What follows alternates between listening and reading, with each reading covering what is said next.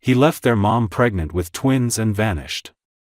16 years later, they called him out, on stage, after winning a national beauty pageant. Jason Hunt had always believed that success meant sacrifice.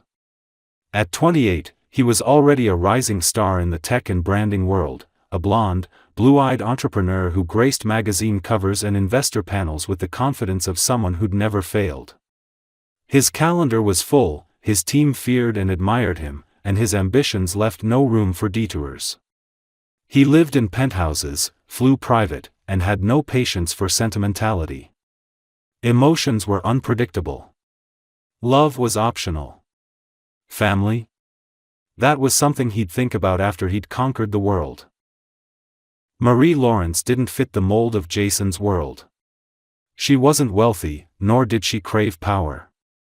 She was soft-spoken, grounded, and sincere, with warm chestnut-brown hair, bright blue eyes, and a quiet kind of beauty that drew people in without demanding attention. She had dreams, too, of opening her own floral design studio, of living in a house with a garden, of raising children in a home filled with music and safety. When she and Jason began dating, their worlds collided in a way that felt impossible and magnetic at the same time. She softened him. He fascinated her. For a while, it worked, beautifully, dangerously, and far too fast. When Marie found out she was pregnant, she hesitated for days before telling him. It wasn't just the shock of it, it was the deep fear of how he might react. She rehearsed the words again and again in her head, imagining every possible version of the conversation: joy, disbelief, anger, panic. But nothing prepared her for the silence that followed when she finally told him. He blinked once, stared at her with that calculating gaze she had once found thrilling, and asked, almost flatly, "Are you keeping it?" Marie's throat tightened. "Yes. They're mine. I'm keeping them." He didn't raise his voice. He didn't cry or argue. He stood up from the sleek leather sofa in his high-rise apartment, walked over to the floor-to-ceiling window, and placed his hands in his pockets. "Then you'll do it without me," he said, as if delivering a business decision, not a personal one. "My company's about to scale globally. I don't have space for this." "This," she echoed, stunned. "They're your daughters." "They're your choice," he said, still not turning to look at her. "And I've made mine." With that, he walked out of the room. He left her standing there, alone, with her hands on her stomach and her world collapsing in on itself. Marie didn't beg him to stay. She didn't try to guilt him or chase after him. Instead, she gathered her things that same night and left the apartment for good. She couldn't sleep. Couldn't cry. There was just a heavy stillness in her chest, as if part of her had already known this moment was coming. Jason Hunt had always made it clear, business first. He'd loved her, in his own way, but not more than the idea of empire. She left the city within a week. Using the last of her savings, she moved into a small one-bedroom house in a sleepy coastal town where her grandmother had once lived. There was no staff, no high-rise skyline, no money, but there was peace. She sold her car to cover the medical bills and took a job as a seamstress in a local tailor shop. At night, she freelanced, sewing dresses from home and mending clothes for neighbors. The baby bump grew. Her hands stayed busy. Her heart stayed quiet. The ultrasounds revealed she was having twins. Girls. Identical. She laughed through the tears when she heard it. 2 of them. Double the fear, double the beauty, double the love. She started sewing 2 of everything: 2 blankets, 2 tiny dresses, 2 soft hats. She spoke to them at night when she couldn't sleep, told them they were already loved, already enough, already whole. They would never have to wonder if they were wanted. Jason didn't call. Not once. There were no texts, no emails, no second thoughts. He'd vanished into his corporate world and never looked back. Marie stopped hoping he would. The night the twins were born was the kind of night that stayed carved into memory, not because of drama or panic, but because of the quiet weight of it all. The coastal hospital was small, clean, and dimly lit with soft fluorescent lights humming faintly in the halls. Rain tapped steadily against the windows, and the smell of antiseptic mixed with the ocean breeze leaking in through poorly sealed seams in the window frames. Marie was alone. There was no one pacing in the hallway, no excited family in the waiting room, no hand gripping hers through the contractions. Just a nurse named Dana who held her gaze through every wave of pain and a young doctor who looked surprised by her silence and strength. Labor was long and slow, but Marie barely made a sound. She had cried her tears months ago. This was the part she had prepared for, the part she had chosen. And when it was finally over, when the air was suddenly filled with the sharp, twin cries of two tiny, breathing lives, she closed her eyes and let out the first real breath she'd taken in what felt like years. They were placed on her chest seconds apart, two warm, fragile bundles with impossibly small hands and the same delicate, pale lashes. Both had wisps of blonde hair, already light and soft like dandelion fluff, and when their eyes fluttered open, she gasped. Two pairs of blue eyes.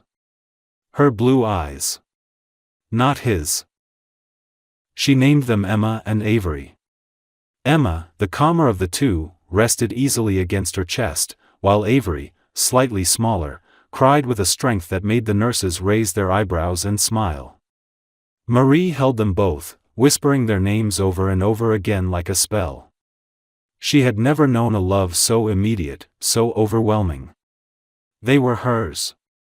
Entirely. And she knew in that moment that she would do whatever it took to give them a life they could be proud of. The early days were harder than anything she had imagined. Sleep came in slivers. Bottles, diapers, fever scares, midnight pacing across creaky floorboards. She lived in a one-bedroom rental where the kitchen doubled as a laundry space, and the baby crib sat inches from her bed. There were nights when she sat on the edge of the mattress, both girls crying in harmony, her arms aching and her eyelids heavy, and she would close her eyes just for a second and ask herself if she could keep going.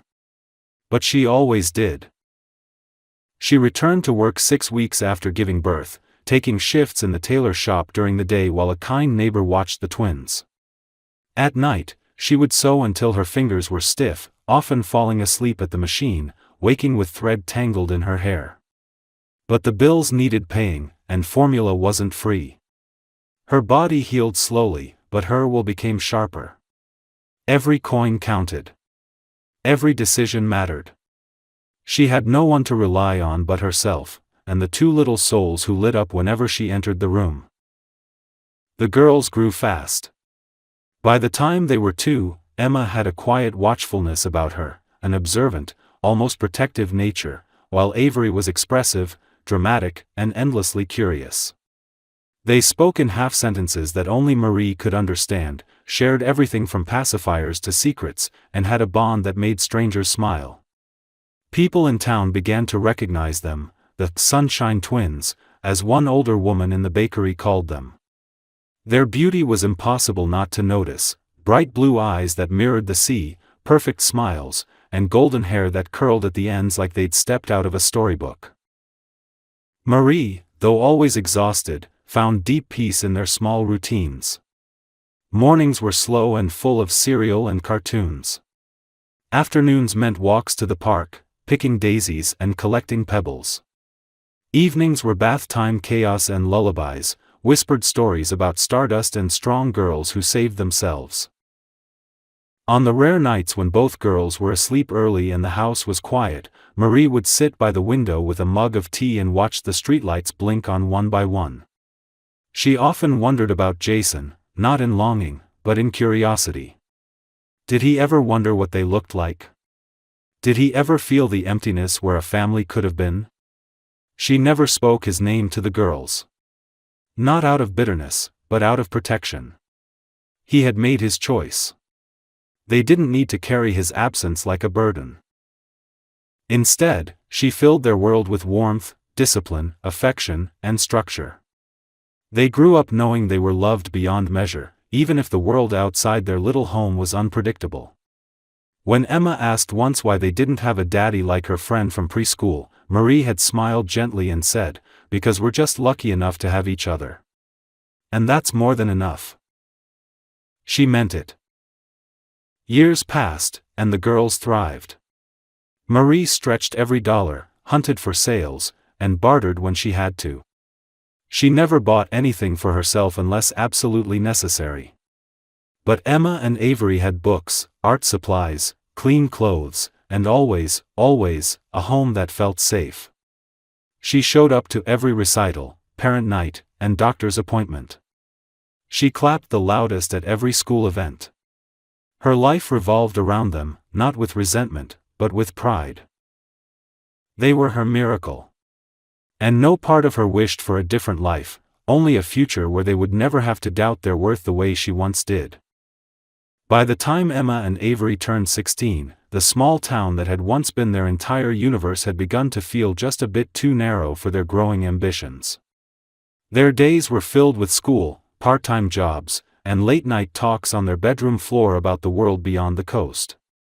The girls had grown into reflections of each other, same golden hair, same piercing blue eyes, but their personalities had begun to branch in opposite directions. Emma was the quiet force, composed, deeply thoughtful, always 2 steps ahead in every situation. She spoke softly but confidently and had a way of commanding attention without trying.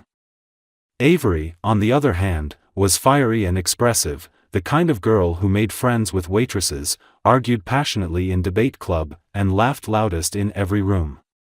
Together, they were magnetic, inseparable and perfectly balanced. Their beauty, which had once been a casual compliment from neighbors, had now become undeniable. Strangers stopped them on the street. Boutique owners asked if they modeled. At school, teachers and students alike took notice, but it wasn't just about how they looked, it was how they moved through the world. There was a presence about them.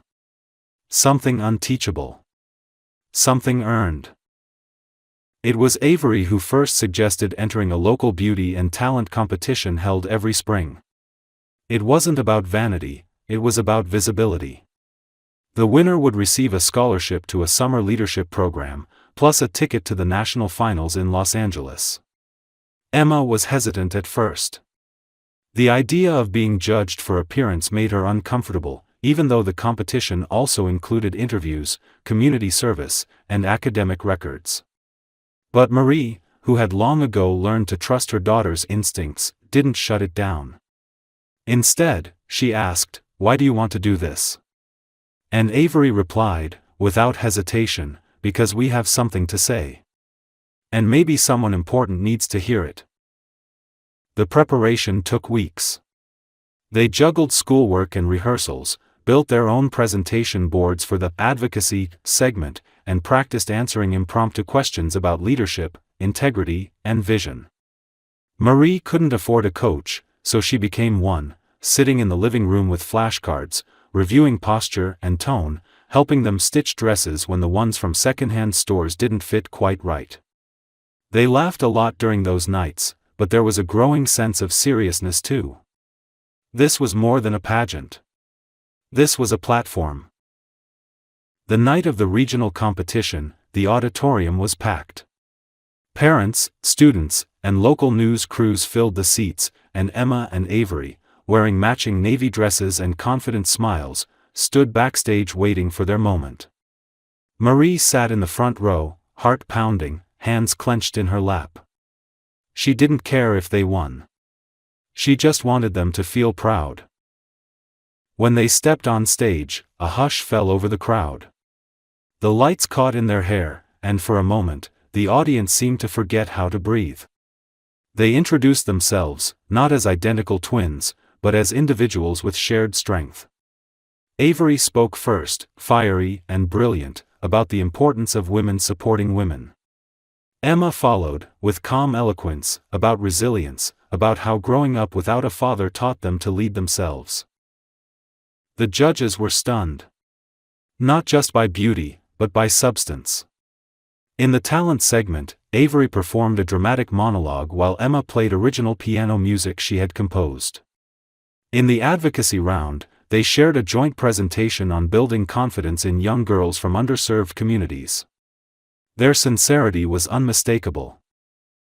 When the winners were announced, the auditorium erupted.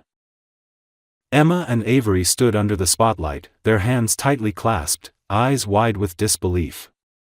The medal ribbons were placed around their necks, and the announcer's voice boomed as confetti fluttered down like snow. They had done it. Not just one, but claimed their voices in front of an audience that would never forget them. After the event, as they stood in the dressing room removing makeup and laughing over silly backstage moments, a representative from the national pageant approached them. She was polished, older, with sharp eyes and a warm smile. She handed them a business card and said, "We'd like to fast-track you to the national finals in Los Angeles. You're exactly what this generation needs to see." The trip to LA wasn't something they could afford, but word of their victory spread fast through town. Within days, a fundraiser had been started by their school, and donations poured in. Marie, overwhelmed and deeply touched, found herself believing in possibility again. The girls would go. They would stand on a national stage. And whatever happened, they would already have won. Before they left, Emma asked Marie one night, as they sat together folding clothes into suitcases, "Do you think he'll be watching?" She didn't say his name. She didn't have to. Marie hesitated, then said, "I don't know. But if he does, he'll see exactly what he gave up." Emma didn't ask again. They packed, boarded the plane, and took their first steps into the world that had once felt so far away. What they didn't know, what none of them could have known, was that someone was watching. And that their moment on that stage would be far more than a performance. It would be a reckoning. The ballroom at the Grand Regal Hotel in Los Angeles shimmered with elegance and nerves. It was the kind of place where success clung to every surface: gold-trimmed walls, crystal chandeliers, velvet-covered chairs, and tables dressed in fine linens and name cards bearing the titles of CEOs, investors, and media executives. It was not the kind of place Emma and Avery had ever imagined themselves standing in, but here they were, two 16-year-old girls from a quiet coastal town, preparing to walk onto the biggest stage of their lives. The national pageant finals were not just about beauty. It was an event that celebrated leadership, intelligence, creativity, and presence. Girls from across the country had arrived with carefully curated wardrobes, professional coaches, and parents who had been grooming them for this since preschool. Emma and Avery had none of that. What they had was each other, their mother's unconditional belief in them, and a strength born not from privilege but from persistence. They didn't wear designer dresses or carry themselves with rehearsed perfection. They wore confidence stitched into every step and purpose behind every word they would speak. Meanwhile, in a private VIP section just above the ballroom, Jason Hunt adjusted the cufflinks on his tailored suit and looked out over the room with mild disinterest. He had been invited to judge the final round of the competition as a symbolic gesture. His company had recently launched a grant initiative for young women in entrepreneurship, and his name carried enough weight to draw press. To him, it was just another formal event, another performance of image and diplomacy. He hadn't read the bios of the contestants. He never did.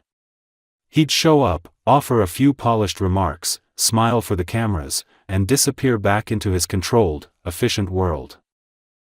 When the announcer's voice echoed through the speakers, calling the audience to attention, Jason took his seat. He glanced at the program briefly, flipping through pages filled with headshots and mission statements.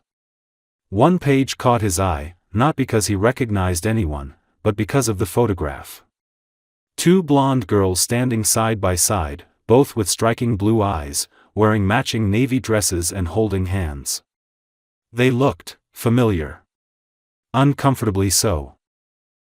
Their names were Emma and Avery Lawrence. Lawrence. His heart skipped a beat. It couldn't be. He leaned forward slightly, skimming the brief bio printed below the photo. Raised by a single mother. Advocates for youth empowerment. Strong academic backgrounds. Coastal town upbringing. No mention of a father. His throat tightened. The music began and the girls stepped on stage. The lights caught their golden hair, their eyes sparkled under the glow, and when they began to speak, one after the other, seamless and sure, Jason's entire world tilted. Every syllable struck him like a memory he had buried too deep. The curve of their jawlines. The way one smiled with restraint and the other lit up the whole stage. The cadence of their voices. His mind raced back 16 years to a living room where a woman with warm eyes and a shaking voice had told him she was pregnant. To a moment when he had chosen silence over responsibility. Jason sat frozen. The entire ballroom applauded around him, but he couldn't move. And then it happened. At the close of their presentation, Avery looked into the audience, her voice suddenly gentler, almost trembling with emotion, and said, "We dedicate this moment to the woman who never gave up on us, and to the man who walked away. If you're watching, we hope you finally see what you left behind." Emma took her hand and added, "Dad, do we matter to you now?" The audience gasped. Some thought it was theatrical. Some thought it was scripted. But Jason knew better. His stomach dropped. There was no script. Only truth. The lights dimmed and the crowd erupted in applause, oblivious to the man in the judge's box sitting pale and stunned, his hands clenched in his lap, his breath shallow. He had come here thinking this was just another obligation. Instead, he had come face to face with the past he had tried so hard to erase. His daughters, his own flesh and blood, were standing on that stage. And they had recognized him before he had even realized who they were. He couldn't look away. Every instinct in him screamed to run, to leave, to avoid the shame and the questions. But something deeper held him there. The sheer force of the moment pinned him in place. He had missed everything, their first words, their first steps, their first heartbreaks, and now they stood tall without him, not asking for anything except to be seen. And they had asked the question he had never been brave enough to ask himself. Do I matter to them? And more painfully, do they still matter to me? The answer rose in him like a wave too heavy to contain. Yes. More than anything. And he had no idea what he could possibly do to make it right. Jason didn't sleep that night. After the gala ended, he slipped out quietly, avoiding the crowd, the press, the post-event cocktails, and the congratulatory remarks from sponsors who had no idea that the show had ended his ability to breathe properly. He walked through the city like a man disoriented, as though Los Angeles had become unfamiliar to him in just a few hours. Everything he thought he knew about his life, everything he had convinced himself he had done for the right reasons, collapsed beneath the weight of what he had seen on that stage. Back in his hotel suite, he stood for hours by the window, staring at the glittering skyline. He didn't touch the drink someone had left for him. He didn't check his phone. He replayed the moment, those words, that voice, their eyes, as if watching a scene from someone else's life. But it wasn't someone else's. It was his. They were his daughters. There was no doubt. Every instinct, every memory of Marie's eyes, her strength, the way she once looked at him when she said, "You'll regret this," echoed in the faces of the girls who had just taken a national stage and stolen the breath of everyone in the room. He kept wondering how it had come to this. How he could have missed 16 years of their lives. He had known about the pregnancy. He remembered that moment clearly. Marie had stood in his apartment, nervous and brave, her hands on her stomach, her voice trembling but steady. He had shut down. He had chosen business, expansion, control. He had told himself at the time that she was strong, she'd be fine, and if the child was really his, maybe someday he'd make it right. But someday never came. He buried the guilt. He worked harder. He dated, but never let anyone close. He built his company into a giant because conquering the world was easier than facing what he had left behind. And now, suddenly, he was faced with the reality of that decision. It wasn't abstract anymore. It had names. Emma. Avery. They were no longer babies he could pretend didn't exist. They were powerful, articulate young women who had built lives without him, and then looked him in the eye and asked if they mattered.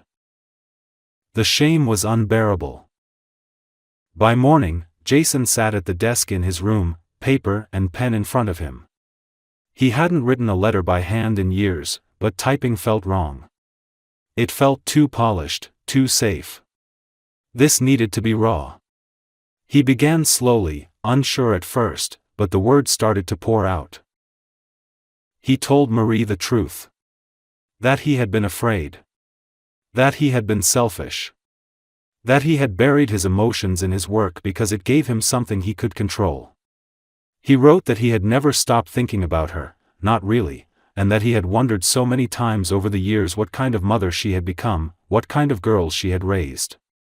He told her that he saw now what she had done, what she had sacrificed, and that she had given their daughters something he never could, the strength to stand tall in a world that too often tries to silence girls like them. He didn't ask for forgiveness. He knew he didn't deserve it. But he asked for a chance. A single chance to speak. To look his daughters in the eye and tell them that they were never forgettable. That even if he failed every test of fatherhood, he could at least try to be honest now. He left the letter at the hotel front desk, addressed to Marie, who he knew was staying just a few floors below. He didn't expect a response. In truth, he expected her to tear it up and never speak to him again. But a part of him had to try. He couldn't leave that ballroom echoing in his chest for the rest of his life without reaching back in some way. He didn't hear anything for a full day. Then, that evening, as the sun sank behind the city, he received a text from an unknown number. It was short and sharp. "We got your letter. Don't call. Don't visit. But we'll let the girls decide." Jason stared at the message for a long time. It wasn't forgiveness, but it wasn't final either. It was a door, just slightly open. A chance, however fragile, to face what he had run from. It was more than he expected. More than he deserved. That night, he sat on the edge of his bed, exhausted but oddly at peace. For the first time in 16 years, he wasn't running. And for the first time, he allowed himself to hope, not for redemption, but for the beginning of something real. Something honest. Something that might, one day, become love. The message came late in the evening, and when Emma saw the name on the screen, Jason Hunt, her chest tightened in a way she wasn't prepared for. She had stared at it for several long minutes, not touching it, not opening it, just watching the name glow on her phone like something radioactive. Avery was in the room, sprawled across the bed reading a magazine article about their win at the national pageant, her mood still buzzing from the adrenaline of it all. Emma didn't speak right away. She simply handed her the phone, and waited. Avery sat up slowly after reading. She looked at her sister, serious now, and asked, "Do you want to respond?" Emma didn't know. She wasn't angry, she thought she would be, but the overwhelming emotion wasn't rage. It was something more complicated, like sadness mixed with curiosity and fear. It was easier when he was just a name from a story, the faceless man who left their mother behind. But now, he had a voice. A face. A confession. And even if she didn't want to admit it, his letter had left a mark. Marie hadn't said much after reading it. She had passed it to them the day before, carefully folded, her eyes heavy with caution. "You should read this," she said simply. "Then we'll talk." So they had read it. Twice. Then 3 times. Every line was laced with guilt, but not manipulation. He hadn't begged. He hadn't blamed. He had told them the truth, even when it made him look small. That, more than anything, made it hard to dismiss. It was the first time someone had acknowledged the gaping space where a father should have been. The next day, Emma sent him a message. She kept it brief. "We got your letter. We're thinking. No promises." A minute later, she added, "We'll meet you once. Just to talk." She pressed send before she could change her mind. Marie was hesitant, but didn't stop them.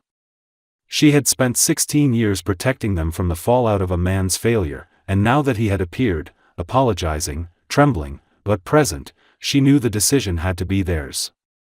She warned them gently, "This doesn't have to be anything more than a conversation. You don't owe him anything."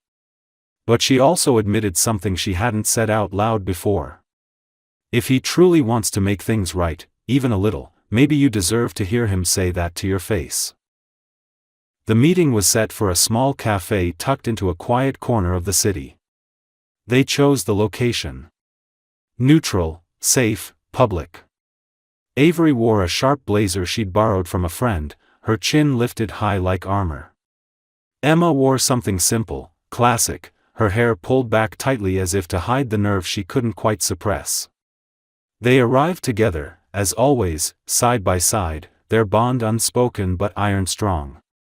When they saw him through the cafe window, already seated, no assistant, no suit, just a man in a gray sweater with his hands nervously folded, they stopped at the door. "This changes nothing," Emma whispered. "Only if we let it," Avery replied. They walked in. Jason stood immediately, unsure whether to smile or stay solemn. He looked older than they remembered from the stage, tired, but genuine. He didn't reach for a hug, didn't offer his hand. He just said, "Thank you for coming." For several long seconds, no one said anything. Then Avery sat. Emma followed. The silence was thick, but not hostile. Just full of everything that had never been said. Jason took a breath. "I don't expect you to forgive me," he began. "I don't deserve that. I made a mistake, a huge one, and I spent too many years convincing myself that I couldn't fix it. That it would be better if I stayed away. That I didn't know how to be the father you needed. But now I know the silence didn't protect anyone. It just made the absence louder." Emma watched him closely. She wasn't looking for excuses, she was looking for cracks. For truth. She found them in the tremble of his voice, the way he never broke eye contact even when his hands fidgeted beneath the table. Avery tilted her head, more skeptical. "You say you regret it. So what now? You want to make up 16 years in a few coffee meetings?"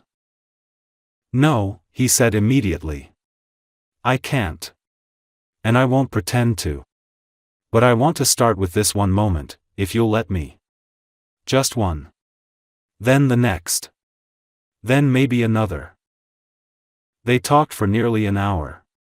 It wasn't easy. The questions came fast, some painful, some raw. "Why didn't you call?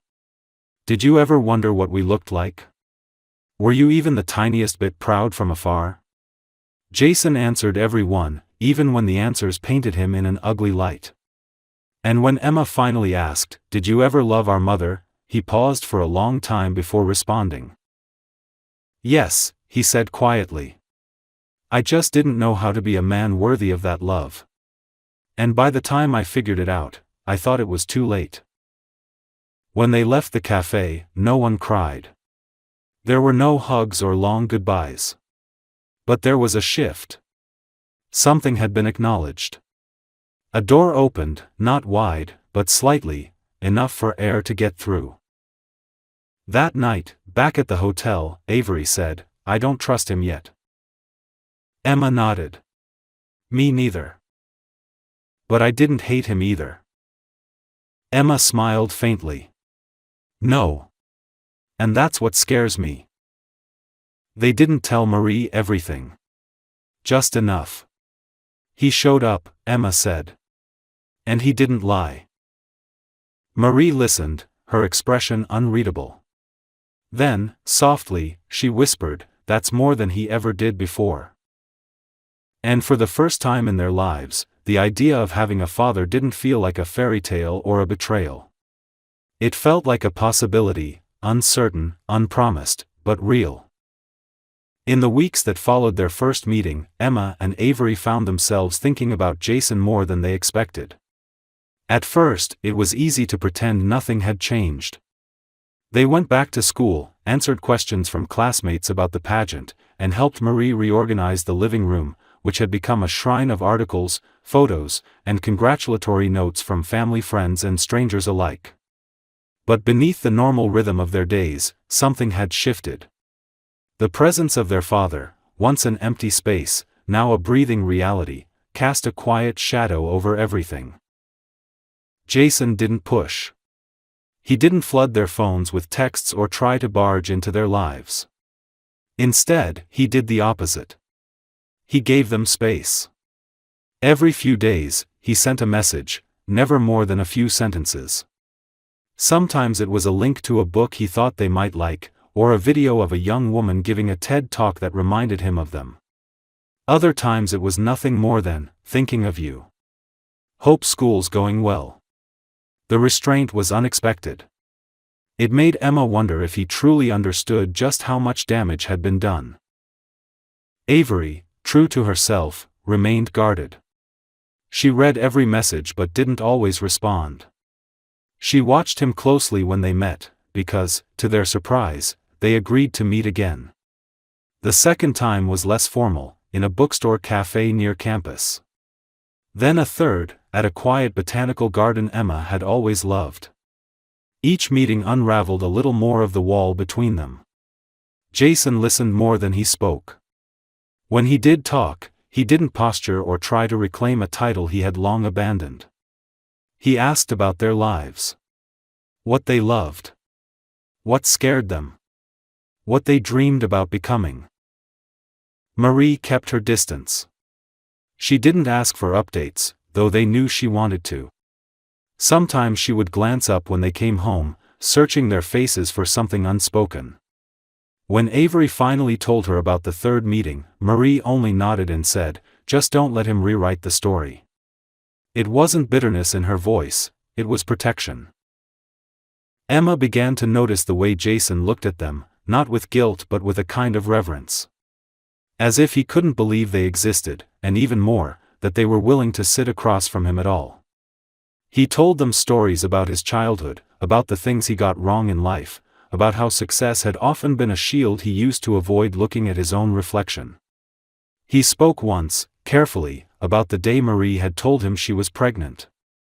He didn't try to excuse what he did. He only said, "I didn't know how to be anything other than what I thought the world expected from me. But what I needed to be was yours." One afternoon, after meeting Jason for lunch, the girls returned home to find an envelope on the kitchen table. It was unmarked. Inside were copies of 2 college tuition deposit letters, fully paid. No signature, no letter, just confirmation. Emma's to Stanford. Avery's to NYU. They stared at it for a long time before speaking. "He did this," Avery said. Emma nodded. "Without telling us." Marie came into the kitchen moments later. Her eyes fell on the papers, and she froze. Then she sat down, quietly, as if trying to steady herself. "He wanted to help," Emma said. "He didn't say anything. Just did it." For the first time in a long time, Marie looked unsure. She rubbed her temples, then met their eyes. "I don't know how to feel about it. He didn't have the right to disappear.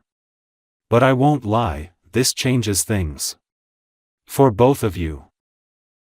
Later that night, Emma found a voice message from Jason. He sounded hesitant, like he had debated sending it at all. "I know I can't buy my way back into your lives," he said. "That's not what this was.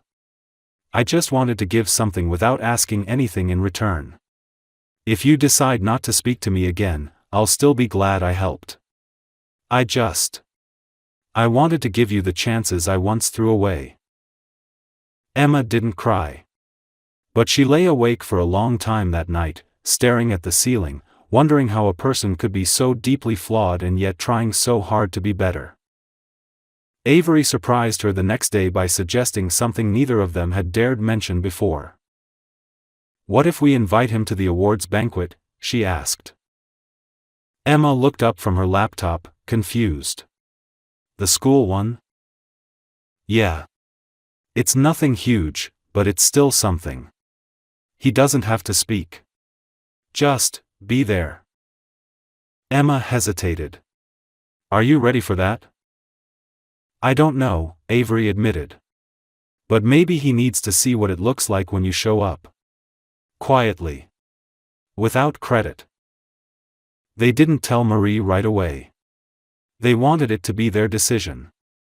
A moment they could offer not out of pity or obligation, but out of control. So they sent Jason a short message: "Banquet. Friday night. 7 p.m. No tie required." His reply came back almost instantly: "Wouldn't miss it." Friday arrived, and the girls stood in the school auditorium, surrounded by classmates and teachers and community members. Their names were called for academic excellence, leadership, and service. When they looked out into the crowd, they saw him. Jason. Standing in the back. Alone. He didn't wave. He didn't try to make himself known. He just stood there, watching, clapping, tears quietly welling in his eyes. And in that moment, something in them both shifted. Not forgiveness. Not yet. But the realization that some absences can, piece by piece, be rewritten by presence. That sometimes, the greatest apology isn't spoken, it's shown. And that healing doesn't arrive all at once. Sometimes, it arrives as a father, standing quietly in the back of an auditorium, finally learning how to stay. The day of the National Scholarship Gala arrived with the kind of surreal anticipation that made the air feel electric. It was being held in Washington, D.C., in a grand hall lined with marble columns and glowing chandeliers, the kind of place that seemed designed for people with famous last names and storied legacies. Emma and Avery had been invited as two of the youngest honorees of the year, recognized not just for their academic achievements, but for their advocacy, leadership, and public speaking following the national pageant. In the months since, their story had quietly traveled, two sisters raised by a single mother, speaking truth to power on a stage where silence had once reigned. The world had listened. Jason flew in separately, at the girls' invitation. They had agreed he could attend, not as a guest of honor, not seated beside them, but somewhere in the audience. They were still learning how to trust him, still navigating the fragile thread between memory and possibility, but he had shown up consistently, never demanding, never late, always present in quiet ways that mattered. He had attended Emma's science fair, Avery's debate finals, and even brought Marie a rare flower from a grower in Oregon when he found out she once dreamed of opening her own floral shop. He never mentioned the gesture again. He left it on her doorstep with a note, *, I remember more than you think. I'm sorry for what I chose. I want to honor what you built, *. The girls had begun, slowly, to believe that his presence wasn't a performance. It was an effort. And that, in itself, meant more than words ever could. The gala was elegant and formal, but Emma and Avery walked into it like women who had earned every step. They wore dresses tailored by Marie herself, modern, simple, stunning, and pinned their hair in styles that echoed each other's without being identical. They no longer needed to match to be connected. Their bond was in every glance, every breath they took before stepping onto a stage. They were no longer the twins who surprised a millionaire father. They were leaders in their own right. As the evening unfolded, the girls listened to speeches from senators, philanthropists, and educators. But it was the final moment of the night that belonged to them. The host stepped up to the podium and began with their introduction. Our closing remarks tonight will be delivered by two young women who have reminded us all what courage, resilience, and truth sound like, Emma and Avery Lawrence. The spotlight followed them as they walked toward the stage, heels clicking softly on the polished floor. The applause grew as they took their place behind the microphone. Jason, sitting near the back of the room, rose with the rest of the crowd, but his hands trembled slightly. He wasn't sure what they were about to say. He hadn't asked. He didn't want to know in advance. He believed in letting them speak freely, even if what they said cut deep. Avery started. Her voice, as always, was confident, clear. When we were younger, we used to ask our mother if we were missing anything. If not having a father meant we were somehow incomplete. And every time, she said the same thing, "You're not missing anything, because you already have everything." The room was still. Emma stepped forward next. But the truth is, we did miss something. We missed being known by the person who helped create us. We missed seeing someone try for us. Not because they had to, but because they wanted to. And we've learned something important this year: absence doesn't have to be permanent. They glanced at each other, then at the audience. Avery spoke again. We are not the product of abandonment. We are the result of a mother's resilience. And we are the proof that people can change, if they choose to show up. Emma added softly, "Our father didn't raise us. But now, he shows up. Quietly. Humbly. And sometimes, that's the loudest form of love." The applause was thunderous. Jason remained seated, tears silently rolling down his face, hidden in the shadows of the hall. He didn't want recognition. He had received something better: acknowledgement. A space in their story, no longer defined by failure, but by redemption earned one day at a time. After the gala, the girls found him waiting just outside the hall, hands in his pockets, looking smaller than the world had ever allowed him to appear. They didn't say much. They didn't need to. Avery leaned into his shoulder. Emma took his hand. Marie appeared moments later, dressed in a simple black gown she had altered herself. Her eyes met Jason's for the first time in weeks. She nodded. Not cold, not warm. Just honest. "Thank you," she said, "not for the past, but for now." Jason nodded back. "You raised them into everything I wasn't, and everything I wish I had been." She smiled then, just a little. "You still have time." As the four of them stepped out into the night, the city shimmered around them. There were still wounds. There would always be missing pieces, unspoken regrets, what-ifs they could never answer. But there was also space now, for presence, for growth, for second chances that weren't perfect but were real. Sometimes, family isn't built in the beginning. Sometimes, it's chosen at the end, and carried forward. Together. The ending of this story isn't just satisfying, it's meaningful in a way that lingers. It doesn't rely on fantasy or dramatic twists to redeem the past. Instead, it honors the quiet, messy truth of what healing really looks like. The story doesn't ask us to excuse abandonment or erase pain. It asks something braver: to consider that people can grow, and that showing up late, with humility, consistency, and no demands, can still matter. What makes this finale powerful is that no one pretends the scars are gone. Emma and Avery don't rush into calling Jason Dad. Marie doesn't fall back in love. But through choice, effort, and time, they allow space for something new. Not a return to what could have been, but the creation of what still can be. In the end, this story is about reclamation. Not just of a father's role, but of dignity, voice, and the right to define your own family on your own terms. And that's what makes it beautiful.